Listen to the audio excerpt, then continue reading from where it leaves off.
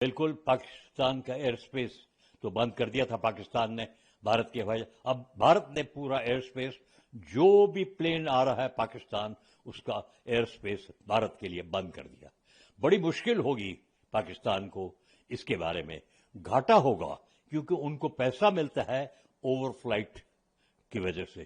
कहते हैं $100 मिलियन अगर लंबा रहा उनकी कमी होगी। लेकिन ये भी सोचना चाहिए कि 9 दिन हो गए हैं जो घटना हुई पहलगाम में, 26 बेचारे मारे गए। और जनरल मुनीर, उनके जो आसिफ उमीर जो उनके आर्मी चीफ है, कुछ उन्होंने उल्टा सीधा धर्म के बारे में बोला था, कश्मीर के बारे में बोला था, और लगता है इसका ये हुआ। लेकिन एनआईए अब पता कर रहा है कौन दोषी है, कहां से आए, कब आए, और उनके पिक्चर और उनके ऊपर सब कुछ खुला खुला आ रहा है। लेकिन ये देखना चाहिए कि भारत ने, इंग्लिश में बोलूंगा, has taken all non kinetic, meaning कुछ लड़ाई के हिसाब से नहीं, लेकिन नॉन काइनेटिक एक्शन लिया है। इंडस ट्रीटी को रद्द नहीं किया, अबेंस पे डाल दिया, एयर फ्लाइट बंद कर दी, उनके मीडिया चैनल्स को बंद कर दिए, सोशल प्रोग्राम्स जो थे उनके अकाउंट्स काफी लोगों के बंद कर दिए। और इससे ज्यादा जब प्रधानमंत्री सर्विस चीफ्स के साथ मिले थे, रक्षा मंत्री, एनएसए, सीडीएस और 3 हमारे जो आर्म फोर्सेस के चीफ्स हैं, उनका निश्चय हो गया कुछ होगा, उनको डील दे दी। अब देखिए नेवी के जहाज टीवी में दिखा रहे हैं कि अरेबियन महासागर में पाकिस्तान के बाहर है। ये ब्लॉकेड की तरह लग रहा है। नेवी का कोई भी जहाज 12 नॉटिकल माइल खुला खुला पूरी दुनिया में जा सकता है। It is open seas, laws of the seas. अब इससे क्या होगा? अगेन नॉन काइनेटिक, मतलब जो जहाज पाकिस्तान से बाहर आ रहे हैं, जो अंदर जा रहे हैं, उनको डर लग जाएगा, इंश्योरेंस बढ़ जाएगा, और अगर जो ये हो गया तो पाकिस्तान को खाना तेल नहीं मिलेगा। तो काफी एक्शन जो गवर्नमेंट ने ली है, ये नॉन काइनेटिक कहते हैं, बहुत आगे हो गए कदम। 9 दिन के अंदर पाकिस्तान में डर है।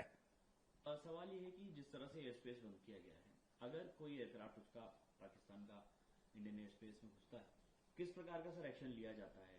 और वही सेम पैरेलली ओशियन सी में, इंडियन सी में जो है जिस तरह से नहीं, एयर स्पेस भारत का कभी भी हुआ तो हमारा जो रेडार सिस्टम है वो बिल्कुल पकड़ लेगा। रेडार सिस्टम ने पकड़ लिया तो कितने हमारे हवाई जहाज के अड्डे हैं, वहां से फाइटर एयरक्राफ्ट जाएंगे, उनको साइड पे पकड़ेंगे, उनको एस्कॉर्ट करके भारत में लैंड करेंगे, उसके बाद कारोबार होगा। तो कोई ऐसा जहाज नहीं है जो भारत के एयर स्पेस में हिम्मत के साथ आए और उसको पता नहीं हो कि क्या होगा उसके बाद, और उसने कोई हरकत की भारत एयर स्पेस के ऊपर तो काफी नुकसान हो सकता। ये पहले भी एक दफा हुआ था, एक पाकिस्तान का जहाज कच्छ में बॉर्डर को क्रॉस किया था और हमारा जो एक MiG-21 का पायलट थे उसका गिरा दिया। हाँ, उसके टुकड़े टुकड़े पाकिस्तान के बॉर्डर पे गिरे, बाकी जहाज भारत पे गिरा। तो ये भी हो सकता है।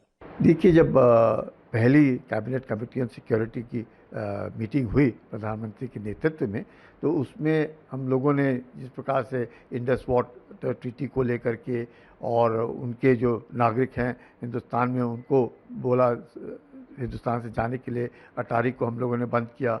उनके जो मिलिट्री अटैचेज हैं उनको कहा गया कि भारत छोड़ दें, वो पर्सोना नॉन ग्राटा हो गए। उनके जो 30 आदमियों से ज़्यादा वो अपने हाई कमीशन में नहीं रखेंगे।